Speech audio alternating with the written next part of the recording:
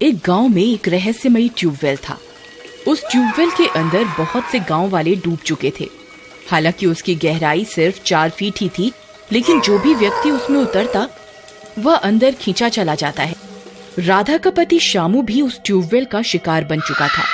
फिर एक दिन, सरपंच जी कुछ कीजिए ना, मैंने रात को अपनी आंखों से देखा था कि एक चुड़ैल इस ट्यूबवेल के अंदर नहा रही थी। मैंने जैसे ही उसके ऊपर डंडे से वार करना चाहा तो वो इस ट्यूबवेल के अंदर चली गई। उन सब गांव वालों के गायब होने की वजह चुड़ैल ही है। बात तो तुम ठीक कहती हो राधा। मेरी आंखों के सामने इस ट्यूबवेल ने 4 लोगों को अपना शिकार बनाया है, लेकिन इसकी गहराई तो सिर्फ 4 फीट ही है। आखिर वह लोग इसमें डूबने के बाद कहां जा रहे हैं? उनकी लाशें क्यों नहीं मिल रही? सरपंच जी, क्यों ना हम इस ट्यूबवेल का सारा पानी निकाल दें, जिससे हमें पता चल जाएगा कि आखिर माजरा क्या है। बात तो तुम ठीक कहते हो। अभी दिन का वक्त है, कोई खतरे की बात भी नहीं होगी। तुम अभी के अभी गांव वालों की मदद से इसका पानी निकाल दो। फिर कुछ गांव वाले मिलकर ट्यूबवेल का सारा पानी बाल्टी से बाहर निकालने लगते हैं और कुछ ही देर में ट्यूबवेल का सारा पानी निकल जाता है। लेकिन ये क्या, वहां तो कुछ भी नहीं होता। ट्यूबवेल बिल्कुल खाली होता है। अरे सरपंच जी, ये तो सारी मेहनत बर्बाद हो गई। यहाँ तो कुछ भी नहीं है। मुझे तो लगा था यहाँ जरूर कुछ ना कुछ होगा। अब तो हम कुछ भी नहीं कर सकते। चलो भाइयों, अपने अपने घर चलो। रुकिए सरपंच जी, आपके सामने इस ट्यूबवेल ने 4 लोगों को अपना शिकार बनाया था। आपने तो अपनी आंखों से देखा था ना। राधा चिल्लाती रही, लेकिन सब गांव वाले वहां से चले जाते हैं। जी, मैं आपको वापस लेकर ही रहूंगी, चाहे मुझे कुछ भी क्यों ना करना पड़े। फिर रात होने पर राधा उस ट्यूबवेल के पास जाती है और उसका पानी चालू कर देती है। कुछ ही देर में ट्यूबवेल में पानी भर जाता है। फिर वह एक पेड़ के पीछे जाकर छुप जाती है और इंतजार करने लगती है।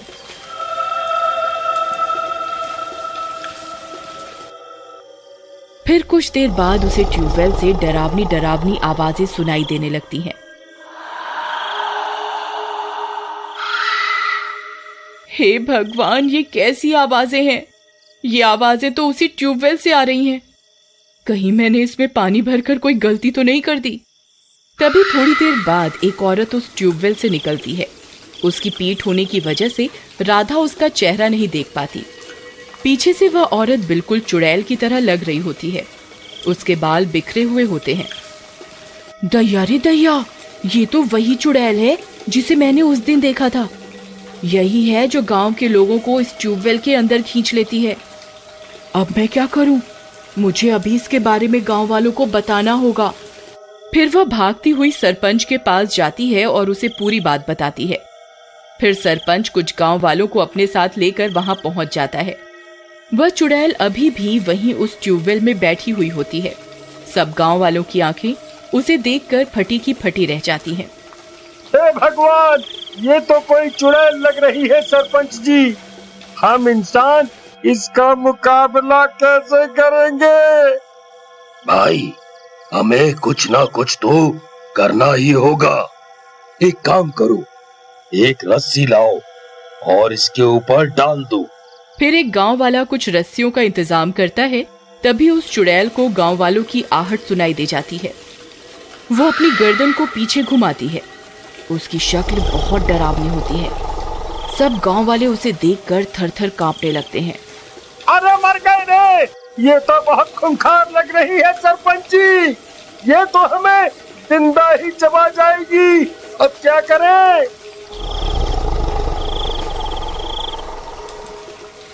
डरो नहीं, उसके ऊपर रस्सियां फेंको और इसे पकड़ लो। फिर गांव वाले उसके ऊपर रस्सियां फेंकते हैं और उसकी गर्दन को फंसा लेते हैं। चुड़ैल तड़पने लगती है और छटपटाती हुई पानी के अंदर जाने लगती है। छोड़ना नहीं भाइयों, इसे हाथ से जाने नहीं देना है। पकड़े रहो। फिर वो चुड़ैल पानी के अंदर घुस जाती है। सरपंच जी, ये तो पानी के अंदर चली गई, अब क्या करें? सब लोग रस्सी पकड़े रहो, कोई भी रस्सी मत छोड़ना। तभी एक एक करके सबकी रस्सियां उनके हाथ से छूट जाती हैं। अरे कमबख्तों, तुम सबने रस्सियां क्यों छोड़ दी? जल्दी आओ, मेरी मदद करो, मैं अकेला इस रस्सी को नहीं पकड़ सकता। फिर सभी गांव वाले कालू के पीछे रस्सी पकड़ पकड़ कर खड़े हो जाते हैं। दम लगा के हाइसा, दम लगा के हाइसा। तभी ट्यूबवेल के अंदर से किसी के गुर्राने की आवाज आती है और रस्सी ट्यूबवेल के अंदर खींची चली जाती है। अरे मर गए रे, मुझे तो पहले ही पता था, ये बूढ़ा सरपंच सबको एक न एक दिन मरवा कर ही छोड़ेगा। और देखते ही देखते सब गांव वाले उस रस्सी के साथ उस ट्यूबवेल के अंदर चले जाते हैं और एकदम से शांति हो जाती है। वहां अब किसी गांव वाले का कोई नामो निशान नहीं होता। ये सारा मंजर एक गांव वाला देख लेता है। हे भगवान, ये कैसे हो सकता है? ये भूतिया ट्यूबवेल तो सब गांव वालों को निगल गया। अब क्या होगा? आखिर ये 4 फुट का ट्यूबवेल इतने सारे लोगों को कैसे डुबा सकता है? ऐसे ही चलता रहा तो एक दिन पूरा गांव ही इसमें समा जाएगा। हमें कुछ ना कुछ तो करना ही होगा। मुझे अभी सब गांव वालों के पास जाकर इसके बारे में बताना होगा। फिर अगला दिन होने पर देखो भाइयों, अब सरपंच जी भी उस ट्यूबवेल के शिकार हो गए हैं। अब हमें ही कोई तरकीब लड़ानी होगी जिससे उस चुड़ैल को उस ट्यूबवेल से बाहर निकाला जा सके। किसी के पास कोई रास्ता है तो बताओ।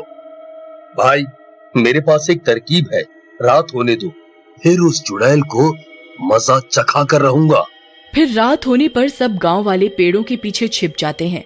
तभी डरावनी डरावनी आवाजें आने लगती हैं। फिर थोड़ी देर के बाद वो चुड़ैल फिर से ट्यूबवेल से बाहर आती है। उसे देखकर सब गांव वालों की सिट्टी पिट्टी गुल हो जाती है। अरे मर गए रे, ये चुड़ैल तो बहुत डरावनी लगती है भाई। चलो यहाँ से भाग चले, नहीं तो ये हम में से किसी को जिंदा नहीं छोड़ने वाली भाइयों। अरे डरो नहीं, तुम सब लोग यहीं छुपे रहो, मैं अभी आता हूँ। फिर भीमा एक बड़ी सी रस्सी लेकर उस ट्यूबवेल की ओर चल देता है। चुड़ैल वहीं बैठी होती है। ए चुड़ैल, बस बहुत हो गया तेरा आतंक, अब और नहीं, रुक, छे अभी बताता हूँ। फिर भीमा रस्सी को चुड़ैल की तरफ फेंकता है और रस्सी चुड़ैल की गर्दन में अटक जाती है। हे मूर्ख इंसान, तुझे क्या लगता है इस रस्सी की ताकत से तू मुझे रोक लेगा? तुझे तो मैं एक तिनके की तरह हवा में उड़ा दूंगी। रुक, अभी बताती हूँ तुझे। हाँ, मैं जानता हूँ तू मुझे तिनके की तरह हवा में जरूर उड़ा सकती है, लेकिन इन्हें उड़ा कर दिखा। तू किसकी बात कर रहा है? बोल। रुक, अभी बताता हूँ। हीरा, जल्दी से वो मूर्ति लेकर यहाँ आ, मैं इसे ज्यादा देर तक यहाँ नहीं रोक पाऊंगा।